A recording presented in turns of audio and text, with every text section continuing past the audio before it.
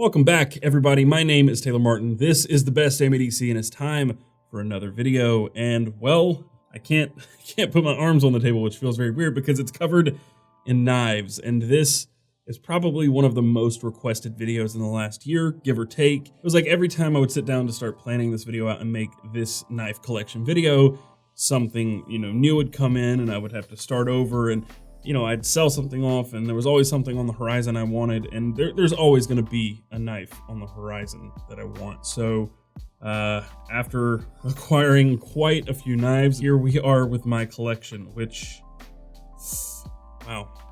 Let's just rip this Band-Aid off. Let's do the damn thing.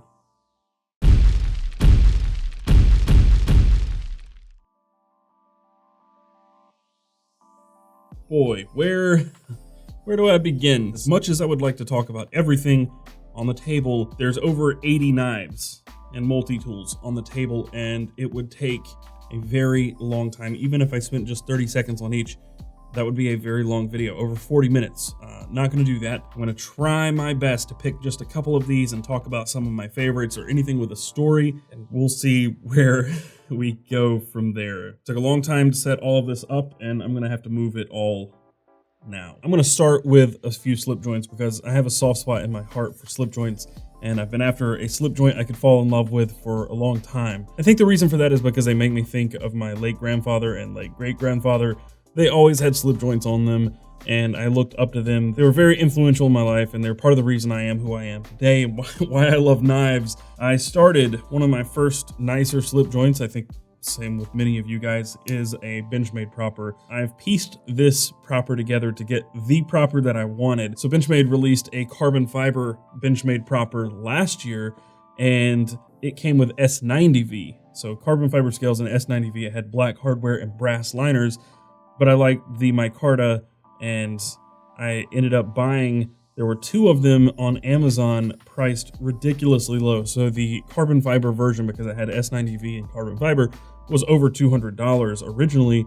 Somebody listed them on Amazon for like 115 bucks. I bought both of them, and I parted one of them out. I sold the other for a little bit of a profit. I gave whoever bought it a pretty good deal. I didn't sell it for full MSRP, but then I took the other one and I parted it out. So I took the hardware and the liners from the carbon fiber version and the blade, and I just swapped all those things. So I have basically the carbon fiber one with micarta scales, which I'm a big fan of. The spring on the back is a little mushy. The action is not the best on the propper, but I still love this knife. The next one I got was the Northwoods Little Bay, and boy, this is a massive step up in quality. That's very obvious. Great Eastern Cutlery makes these Northwoods, and they're snappy. They've got a really tough pull, and I like it. The thing I don't like about this is that this is the Little Bay. I wanted a big bay with the same burlap micarta.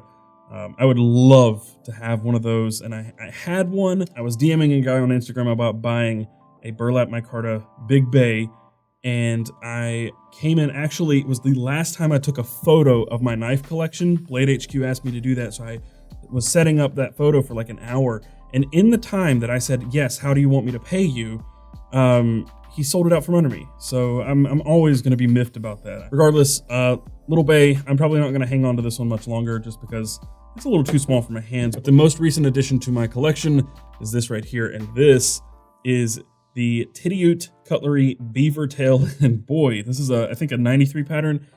This is big. I was expecting a knife around the size of the propper, and well, this is a full 1.5 inches longer. I think it's over 8 inches. This is a big knife. I've sharpened it. I really like it, to be completely honest.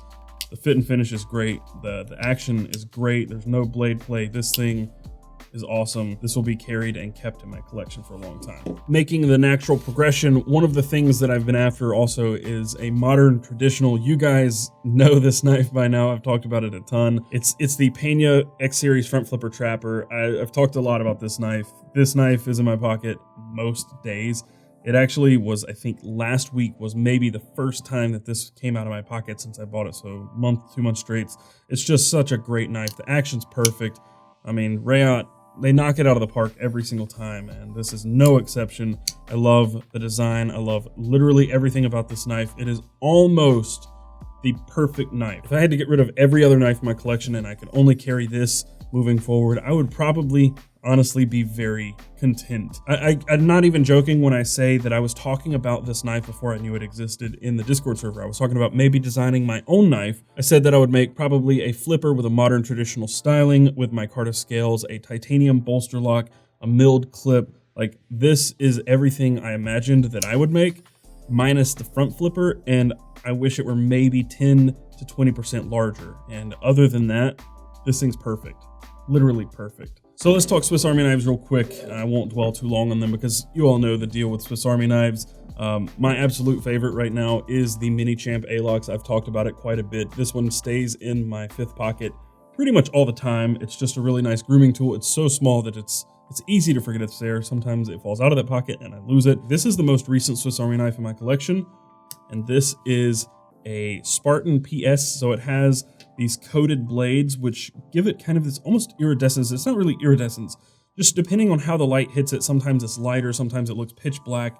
It's just a really cool coating, but I'm also not a super huge fan of the Spartan itself. I got this on Mass Drop for a really good deal because I had credit from you guys using one of my links, and I picked it up. I think I paid like maybe 20 bucks for a Spartan PS, which is a really good price. Just as a plug, if you want to purchase any of these knives that I may be putting up for sale after this collection video, they will be in the classified section in the Discord, which you have to use a Patreon tier to unlock. You have to pledge at least $5 on Patreon to get the buy sell tag in Discord so that you can access the classifieds. That's just a little plug. I will be selling some of my knives after this video. The other three Swiss Army knives here, you guys know what they are. VW SAKs for my buddy Brassworks or John Smith. He just crushes it, knocks it out of the park. These things are really, really great. This is a copper Pioneer with copper scales, a deep carry pocket clip, and acid etched tools.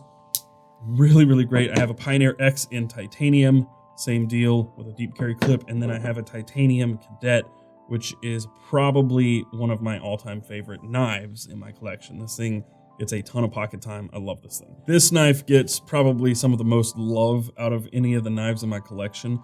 I don't carry it a ton, to be completely honest, but it's one that's gonna stay in the collection for sure. This is the Chavez Ultramar Rendencion Street, the Urban EDC Supply exclusive with brass scale. Again, Rayot knocks it out of the park. I've not had a dud from them. Every single thing I've gotten from Rayot is just almost perfect. They are just really, really good at what they do. The action on this thing is ridiculous. It flies open. The tint is pretty strong. Most knives, even thumb studs, I can spidey flick. This one hurts, and you can see I have to put a lot of pressure on there to get this blade to deploy. And when it does, there's no stopping it. This thing flies open. But this is just a badass knife. I absolutely love it. And here's another interesting knife that's kind of a recent addition to my collection. So Kaiser reached out to me a while back and said, hey, let's do a giveaway. We'll send you a knife and then you give one away. And the one I gave away, I believe, was the Ursa Minor. And the one I kept was the gun hammer. And I didn't really care for the gun hammer's original appearance, which was that typical Kaiser appearance, which is like a bead blasted titanium scale and a stone washed blade.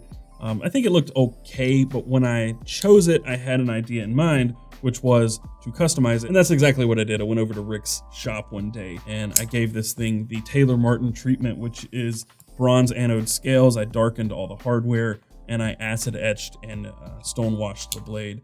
The action on this is great. The centering's not quite perfect, but it's pretty close and no blade play whatsoever. And I know this knife gets a lot of flack because it's a DDR design, but man, honestly, I really, really like this knife from Kaiser. So I get a lot of questions about when I'm gonna sell a certain knife. First, people ask me if I'm gonna sell the Pena, never gonna happen. Second, people ask if I'm gonna sell the Chavez, never gonna happen. And then third, I get the question about this knife, which is the J-Cape version 3. And no, I'm not gonna sell this knife either. This thing is great. It rings like a dinner bell when you flick it just a certain way. See if I can get it to happen. Yeah. So you hear that? It rings. Let's do it one more time.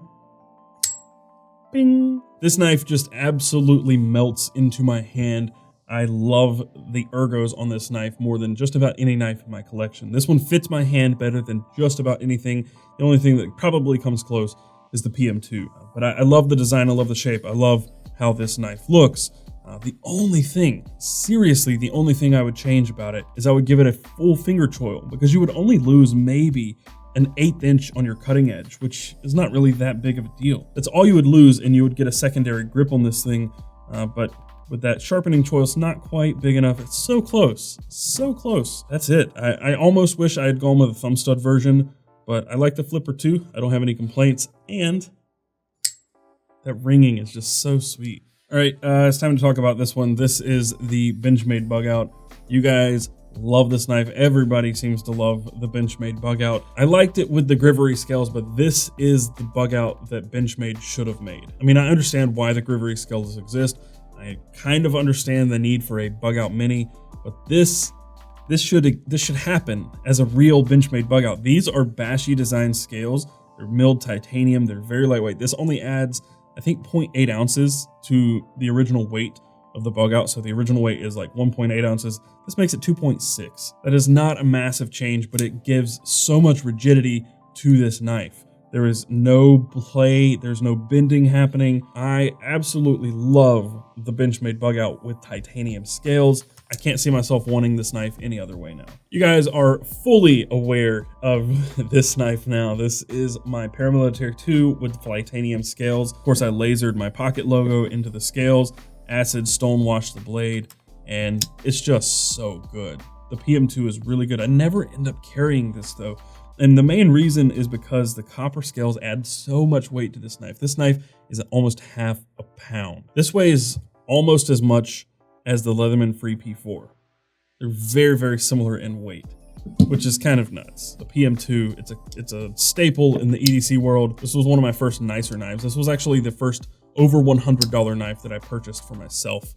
And this one is probably a forever knife, although I do want to swap the scales out. This knife is up there in like the top 3 of all of my knives. This is the Chris Reeve Large Sabenza 21. Obviously, this is no longer stock. I gave it the old Taylor Martin treatment. I actually bought this knife from Peter McKinnon for a ridiculous price, and I still feel bad about it, but I mean, that's what we agreed on, so I'm not going to complain too much about it. I picked this up pretty much brand new, shipped for 200 bucks. So thanks, Pete, I guess. But yeah, this is another that's gonna just stay in the collection. But the Sabenza is a staple, it's a tool.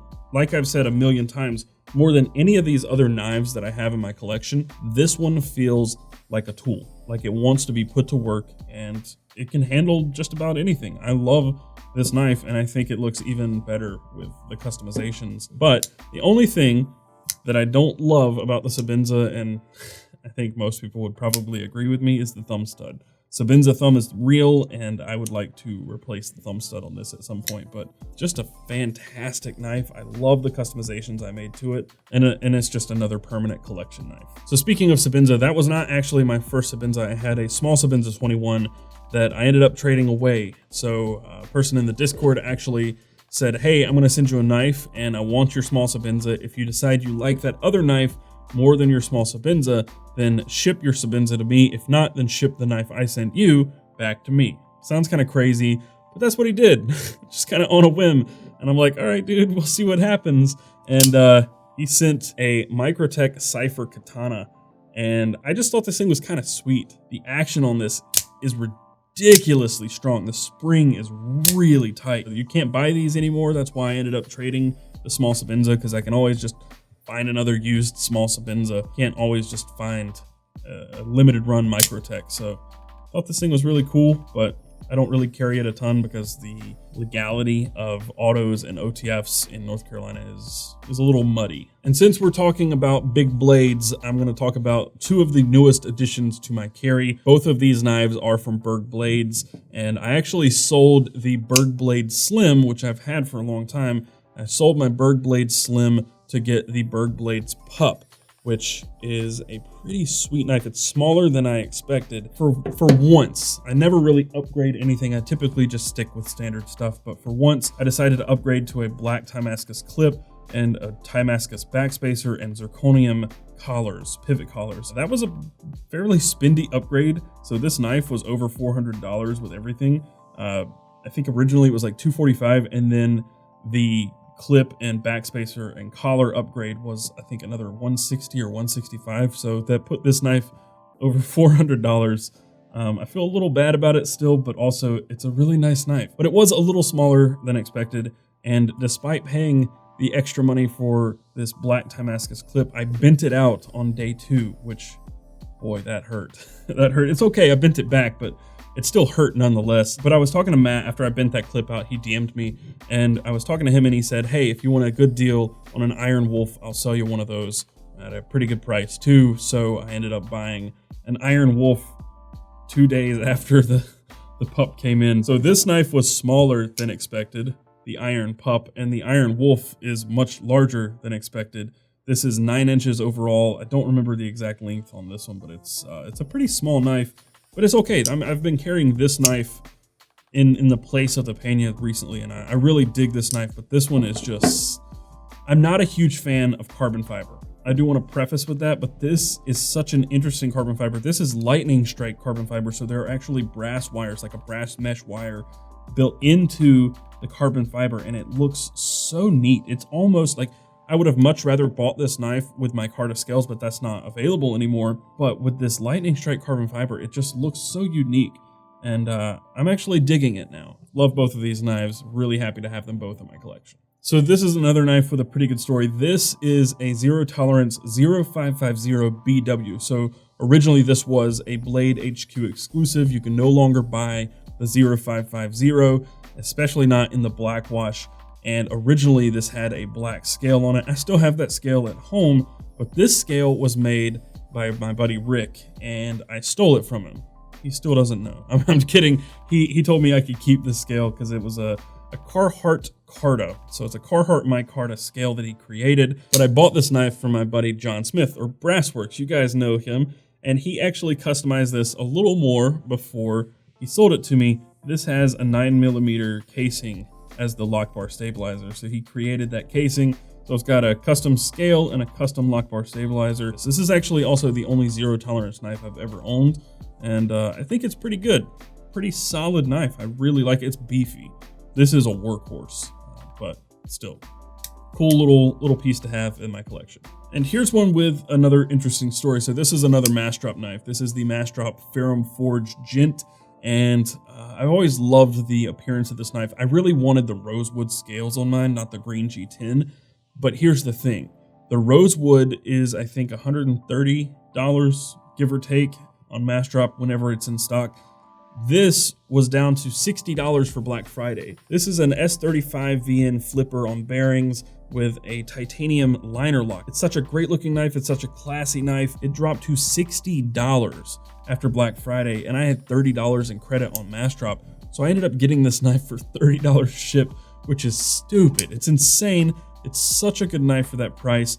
The one thing I will note, I thought the clip on this was going to be a piece of trash. This clip is one of the strongest clips on any of the knives that I have. I don't know what kind of crazy steel they're using, but this thing bends my nails back. It slides in the pocket just fine, but it takes a lot of force to lift that clip, like a ton of force. I would highly recommend a Gent. Here is a knife in my collection that I have never carried. I think this is the only knife in my entire collection that I have not carried. This is the Rayot Augustus, designed by Kirby Lambert, and it's such a weird knife. It is not me at all, but there is a version of this knife, or at least a version of a similar knife, also designed by Kirby Lambert, that is very me. So this actually comes with my Micarta scales.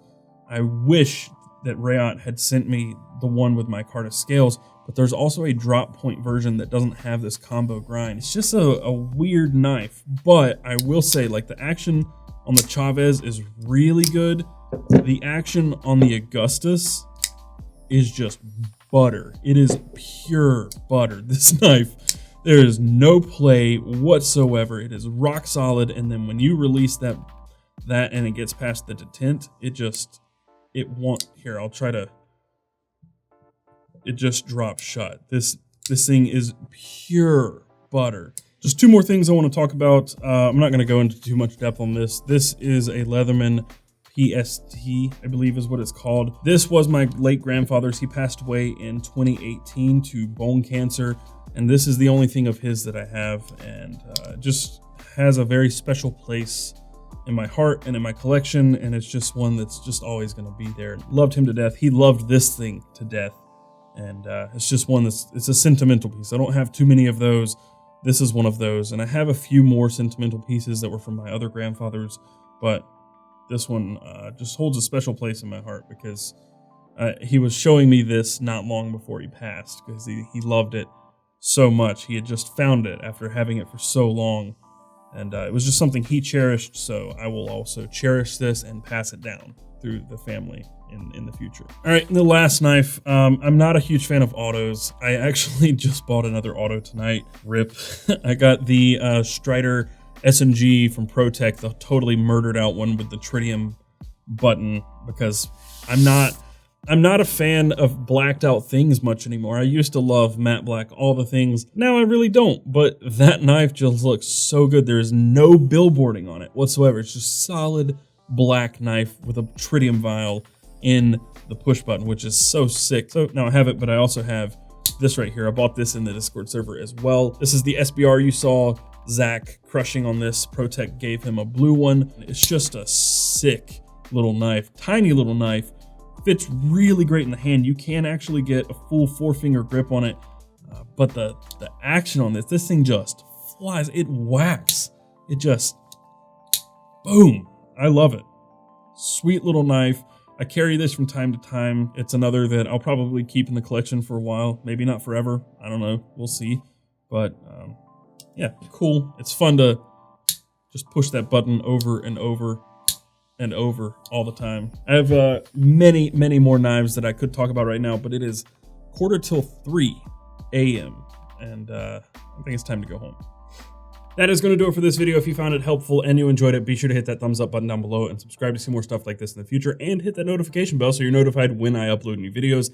And if you want to support what I'm doing here, every single knife you see here, as well as many, many others, are linked in the description down below. If you click those links and purchase anything using those links, I get a little bit of a kickback, most of the time, not always, but it doesn't cost you anything extra, and it's just a win-win situation for all of us. You can also go to patreon.com/bestdamnedc to support there, or carry.best or carrycommission.com. That is my store where you can buy merch and gear directly from me, such as a t-shirt just like this one with Best Damn EDC on it. Carry Commission. I have lots of stuff over there.